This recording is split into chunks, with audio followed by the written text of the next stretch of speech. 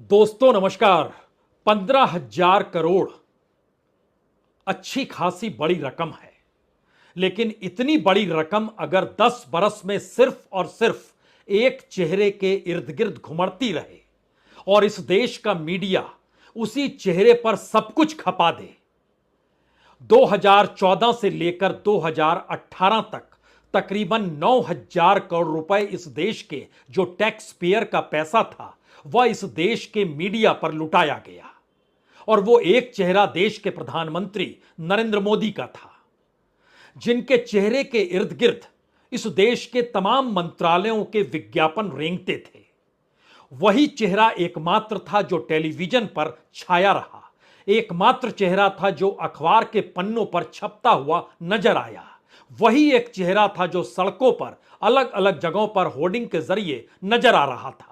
और 2019 से लेकर 2023 तक तकरीबन 6,000 करोड़ रुपए इसी चेहरे के इर्द गिर्द विज्ञापनों के आसरे सिर्फ और सिर्फ उन परिस्थितियों को चमकाते चले गए जिससे लगने लगे इस देश में मोदी सरकार है।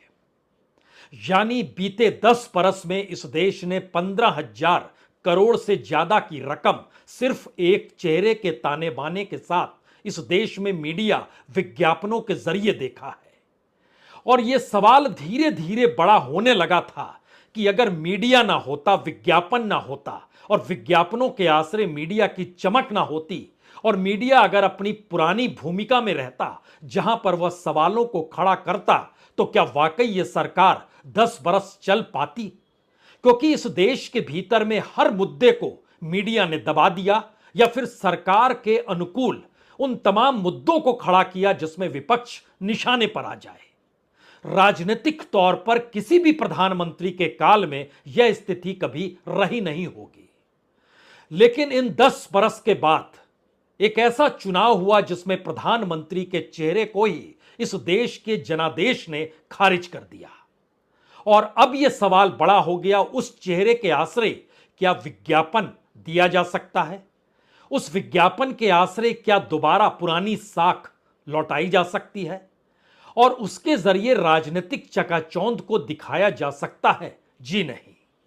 इस दौर की परिस्थितियां इसलिए बदल गई क्योंकि एक झटके में इस देश के लोग ना सिर्फ सब कुछ जान गए, बल्कि टेक्नोलॉजी ने इस देश की पारंपरिक मीडिया के ठीक समानांतर एक वैकल्पिक मीडिया, सोशल मीडिया की तर्ज पर खड़ा कर दिया।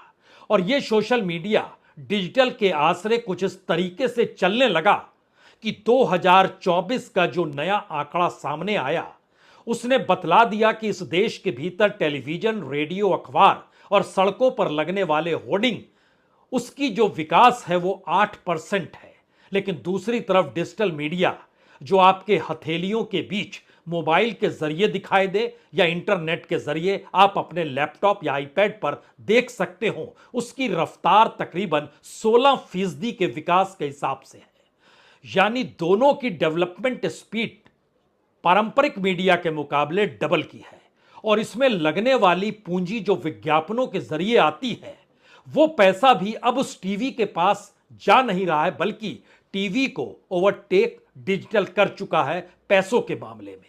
और दूसरी तरफ सरकार अब किस बात का प्रचार करे और कैसे प्रचार करे, जबकि उसने इससे पहले अपने तमाम विज्ञापनों में जो कुछ भी कहा, इस देश के भीतर की हकीकत उसके ठीक उलट रही। और शायद यही वो परिस्थिति थी कि धीरे धीरे बात निकलकर यहां तक आ गई, क्यों नहीं अब इमरजेंसी का जिक्र कर दिया जाए, जिस इमरजेंसी के आसरे इस देश के मीडिया को दबाया गया था। यानी 50 बरस पहले इस देश में इमरजेंसी लगी, इसका जिक्र सरकार अब खुले तौर पर करने लगी है। याद क्यों आ रहे हैं 50 बरस पुराने किस्से और मौजूदा वक्त की स्थितियां क्या उसके तले दब जाएगी, यह भी एक सवाल है। और यह सवाल इसलिए महत्वपूर्ण है क्योंकि उस वक्त मीडिया संघर्ष कर रहा था। वो कई जगहों पर साष्टांग हुआ जरूर, लेकिन बीते 10 बरस में तो इस देश के भीतर में मीडिया ही गायब हो गया।